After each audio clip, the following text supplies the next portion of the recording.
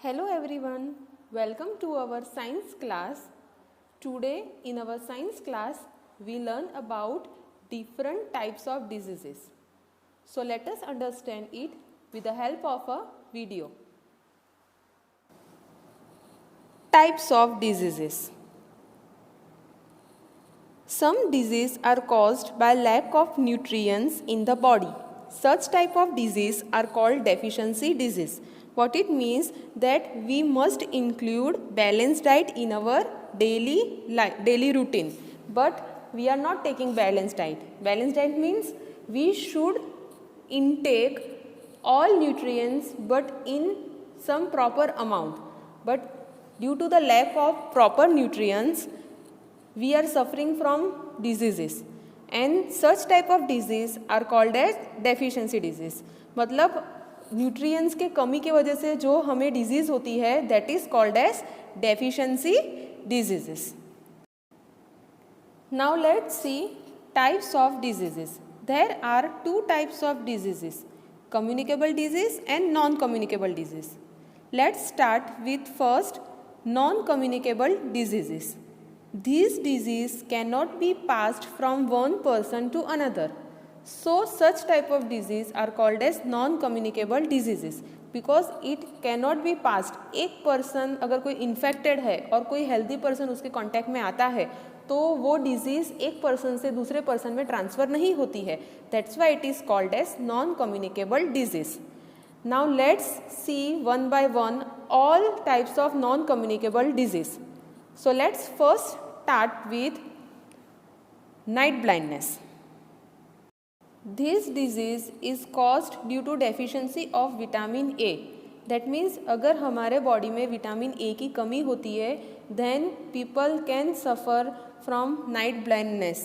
इसमें क्या होता है, people suffering from this disease can't see in dark. वो रात को अंधेरे में नहीं देख पाता है या बहुत कम देख पाता है. See, this is the picture of an eye who is infected by night blindness. Night blindness में जो आँखों की रेटिना है उसके ऊपर स्मॉल स्पॉट्स हो जाते हैं और उसके वजह से रात को देखने में प्रॉब्लम होती है और पूरी आँखें एकदम रेडिश हो जाती है. So it is very necessary to include vitamin A in our diet. और हमें विटामिन ए किस में से मिलता है? Fish, apricot, meat, egg, cheese, carrots. जो गाजर है that are very good source of vitamin A. गाजर में सबसे ज़्यादा विटामिन ए होता है. So we should include vitamin A in our diet. Now next non communicable disease is anaemia. Anaemia is caused due to deficiency of iron in food we eat. हमारे body में iron की कमी से anaemia होता है. See this girl is suffering from anaemia. In anaemia a person get tired soon. वो बहुत जल्दी थक जाता है और उसकी पूरी बॉडी येलो पेल हो जाती है, एकदम लाइट हो जाती है because of the lack of blood. और ऐसे पेशेंट जो एनीमिया से सफ़र कर रहे हैं उन्हें रेगुलर कुछ इंटरवल के बाद ऐसे भी पॉसिबल हो सकता है कि उनको ब्लड भी चेंज करवाना पड़े.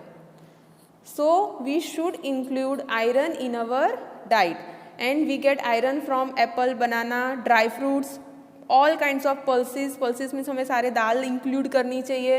That are very good source of iron and we should include iron to get rid of these diseases.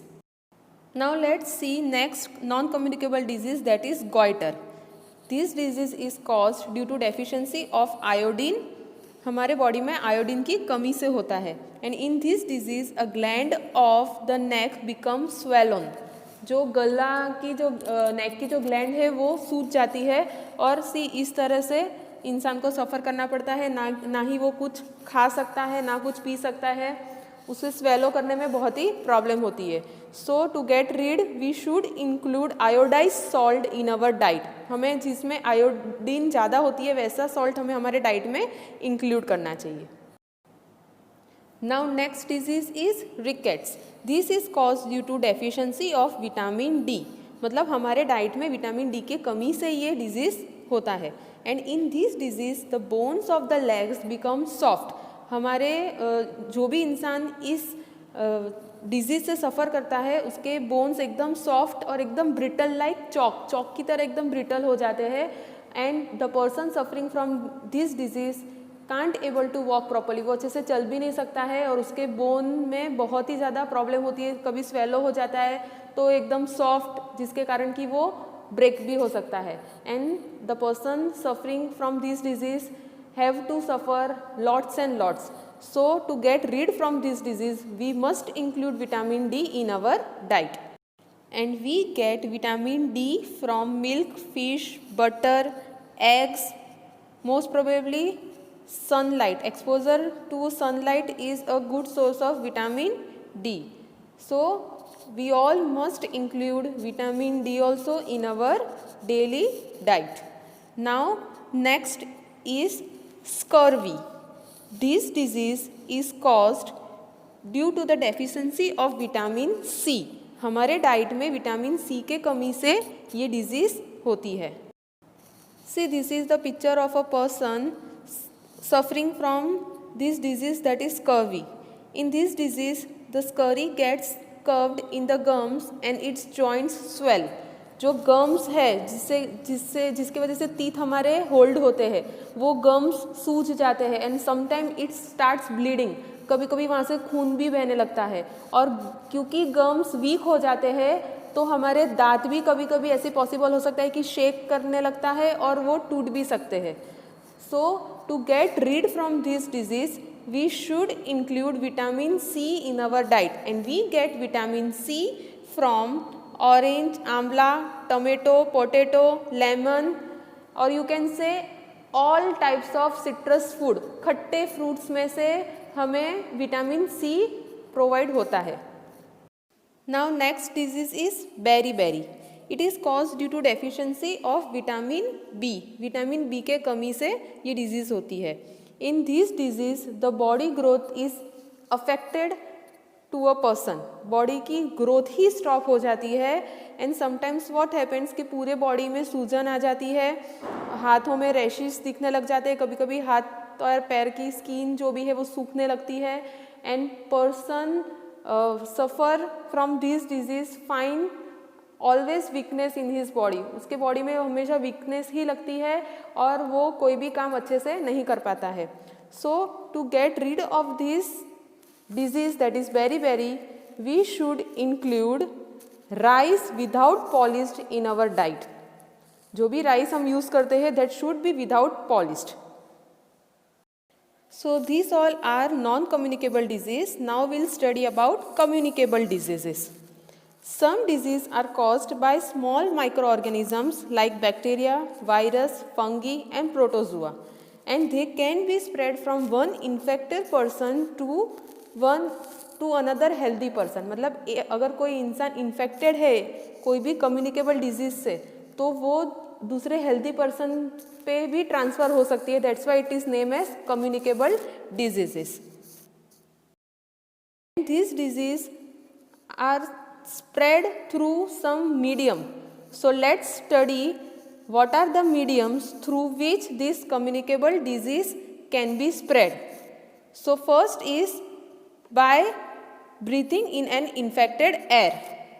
What it means कि अगर कोई पर्सन कफ, फीवर या और कोई बीमारी से सफ़र कर रहा है, अगर वो एयर में छींकता है, खांसता है तो उसके सारे जो भी जर्म्स और पार्टिकल्स है वो एयर में स्प्रेड हो जाते हैं. अगर उस इन्फेक्टेड एयर को हम ब्रीथ करते हैं then we can also be infected like that person who is suffering from cough and fever. So this is the first medium, that is breathing in an infected air, and the disease caused through this infected air are cough, fever, etc. Now next medium is from infected food and water.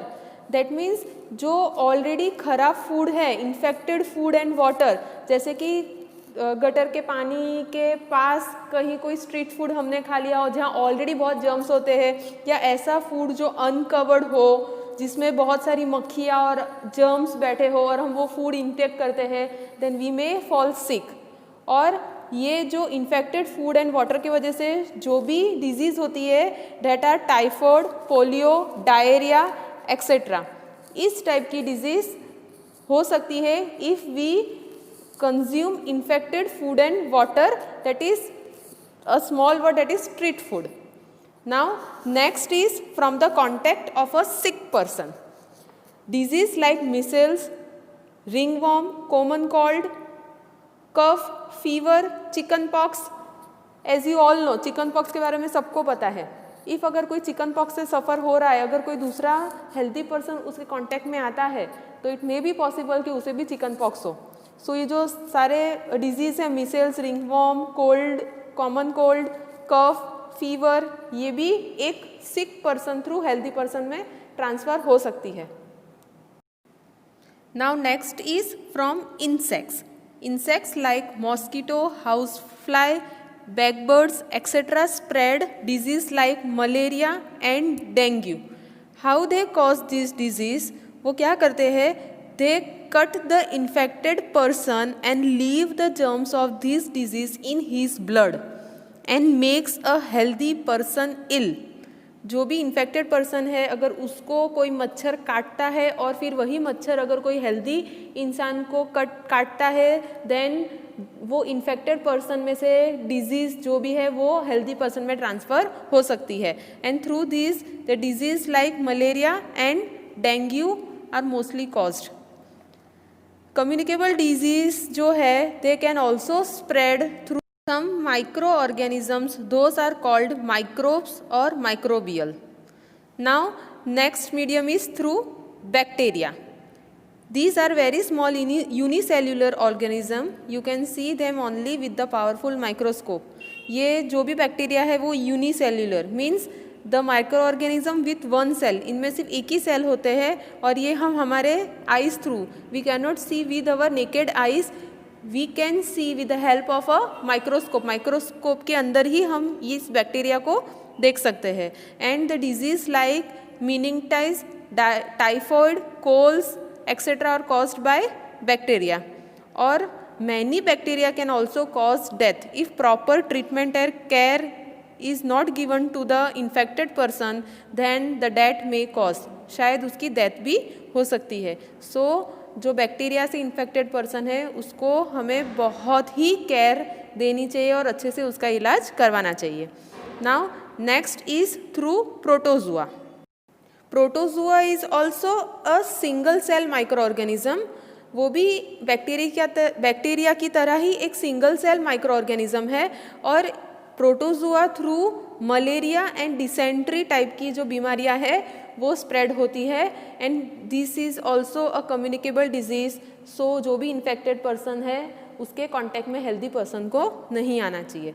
Now last is virus. Through virus, it is a very important. Virus are also a small microorganism और virus से भी तुरंत ही disease spread हो सकती है. A very good recent example is in front of us only, कोविड-19. सबको पता है कि अगर कोई इन्फेक्टेड पर्सन के कांटेक्ट में अगर कोई हेल्दी पर्सन आता है तो तुरंत ही वो जो कोविड-19 है, दैट इज़ कोरोना, वो ट्रांसफ़र होता है. सो वायरस थ्रू भी बहुत सी डिजीज़ ऐसी है जो एक पर्सन से दूसरे पर्सन में ट्रांसफ़र होती है. और few disease cause by virus are measles, influenza, cold, rabies, AIDS etcetera. So we should take care of us. जब भी कोई अगर बीमार है, इन्फेक्टेड पर्सन है, तो उसके हमें ज़्यादा कांटेक्ट में नहीं आना चाहिए. अगर आए तो भी हमें हमारी प्रॉपर केयर करनी चाहिए. So those are the mediums through which communicable disease can be spread. Now we'll see what are the prevention should be taken to get rid from communicable diseases. So first is vaccination is the best way to protect children from communicable diseases. Next is do not let the infected person to communicate with an healthy person, so that healthy person cannot be get infected from them. Stop mosquitoes and flies from spreading the dustbin, so dustbin should be covered. Uncovered dustbin नहीं होनी चाहिए. Water should not be collected near the house. This is also a very great cause of communicable diseases. When the patient is recovering, then all the things used by him should be freed from bacteria. सारी चीज़ें जो भी वो patient use कर रहा है वो bacteria free होने चाहिए, अच्छे से वॉश्ड होने चाहिए और डिसइंफेक्टेड होने चाहिए. The floor should also be cleaned properly. You should wash hands properly before cooking, keeping and doing other work for that patient. Boiled water should be used for drinking. Healthy people should be separated from the infected person and should use the item used by him by washing them in a boiled water. जो भी patient use करता है वो boiled water में wash होना चाहिए. Keep yourself and your environment clean ever and ever. So these all are the prevention you should take to get rid from any type of communicable diseases. Thank you. Hope you understand all the things.